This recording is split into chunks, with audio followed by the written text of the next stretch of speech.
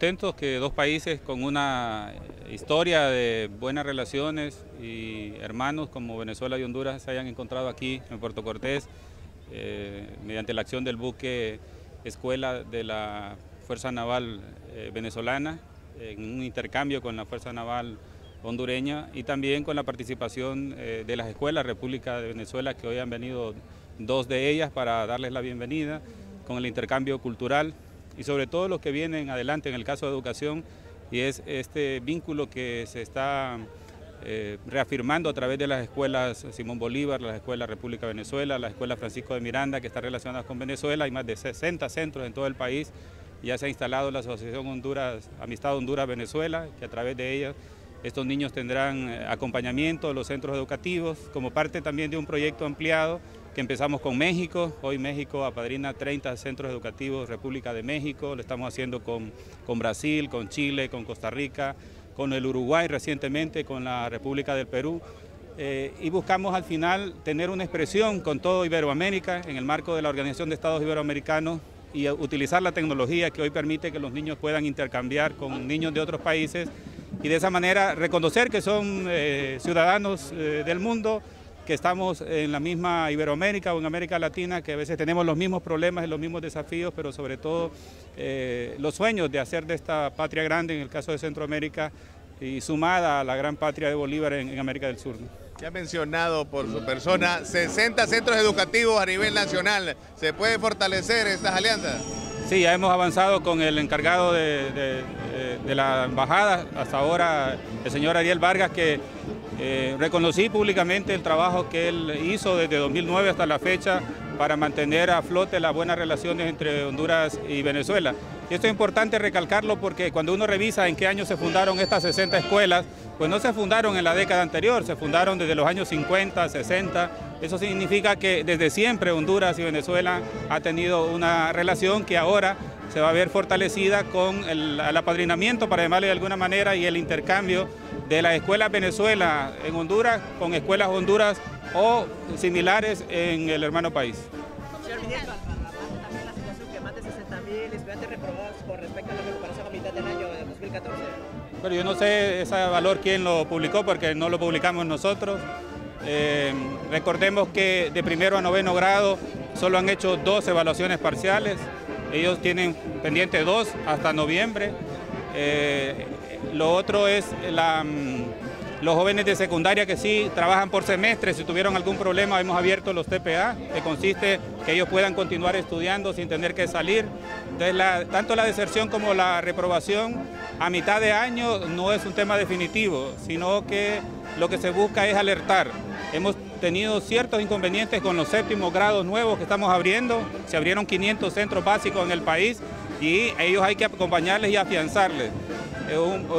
Al final lo que buscamos al medir a mitad del semestre es poder identificar desde centros educativos, municipios, departamentos, donde hay mayores problemas para que en noviembre, de aquí a noviembre, esto se pueda corregir. La escuela debe tener un lema, debe ser incluyente y es preferible que los niños estén adentro de la escuela o el colegio, aunque vayan a ritmos distintos, en programas distintos, a que se nos vayan. Y en ese sentido, educación va a abrir todas las posibilidades para que no se nos vayan los jóvenes en edades en las que tienen que estar en la escuela, estén en otros lugares. ¿Qué opina de la ley que se discute en el Congreso para evitar que los colegios privados nieguen el derecho de exámenes u otras acciones por la falta de pago? Primero, señalar que el sistema privado en Honduras se fue conformando prácticamente solo, porque el Estado casi nunca se interesó, eso hay que reconocerlo, que parte del sistema privado que tenemos es porque el sistema mismo se fue reconfigurando, ¿no? A partir de la Ley Fundamental de Educación, donde se reafirma la existencia de un solo sistema educativo, porque muchos abogaban incluso por una legislación independiente que no tendría sentido porque el país es uno solo y el garante de la educación es el Estado, bien a través de la administración pública o la administración privada. Y otro concepto que debemos compartir es que no existe educación privada, lo que existe es administración de centros privados. La administración es un bien, la educación es un bien público. El Estado lo garantiza bien por la administración pública o por la administración privada. ¿Qué problemas teníamos anteriormente? Habían niños que sus padres no habían pagado y ese día iban a examen y lo sacaban del grupo, de la clase. Yo fui a una graduación de una escuela privada y 7 jóvenes en lugar de título tenían un rollo de papel y pregunté qué pasaba. Al final trajeron los títulos, porque el derecho a la educación es del niño y el garante es el Estado. La relación comercial es entre el dueño de una escuela y el padre de familia.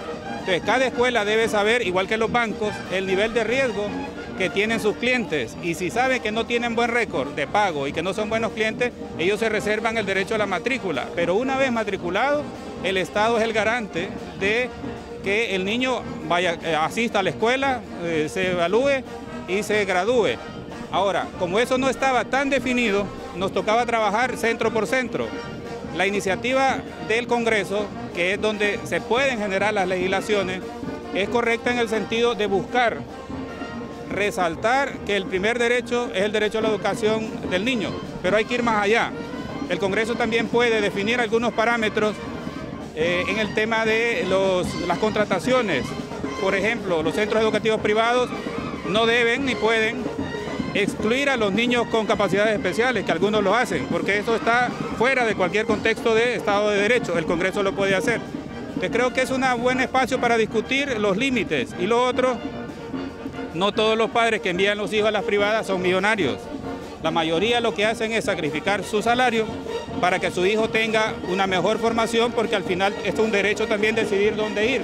Esa discusión ojalá y se enmarque en los derechos de los niños y no en los derechos contractuales comerciales. Para concluir, ministro, ¿qué se va a hacer? Porque hay deserción en abundancia en todos los centros educativos. Tampoco es cierto. La estadística la estamos terminando nosotros. No entiendo por qué la gana de publicar o decir que los niños se están yendo de la escuela. Casa Alianza no puede ser referencia de deserción escolar. Ellos podrán medir otra cosa. La única entidad oficial de entregar estadísticas educativas, y como la ley lo establece, es la Secretaría de Educación. Es como que alguien dé fe de sus hijos. Quien da fe de sus hijos es la familia. Entonces, no entiendo por qué mantener esa alerta de tratar de evidenciar cosas que no son ciertas. El informe estará el lunes, bien resumido, donde dice cuántos se matricularon. La deserción total no supera los 5.000 estudiantes a nivel nacional. Y eso no significa que estos niños hayan desaparecido. El próximo año hay que volver a invitar a las familias para que ellos continúen, porque lo más terrible de la deserción es cuando se da en prebásica, se da en primer grado, segundo grado, tercer grado. Pero cuando un joven se va en secundaria porque sus padres migran o porque se van fuera del país o porque sus padres perdieron el trabajo, estos jóvenes tienen la posibilidad de reinsertarse de nuevo. Ahora, si tuviéramos niños de 5 años, de 6 años, de 7 años saliendo de la escuela, eso sí sería una alarma.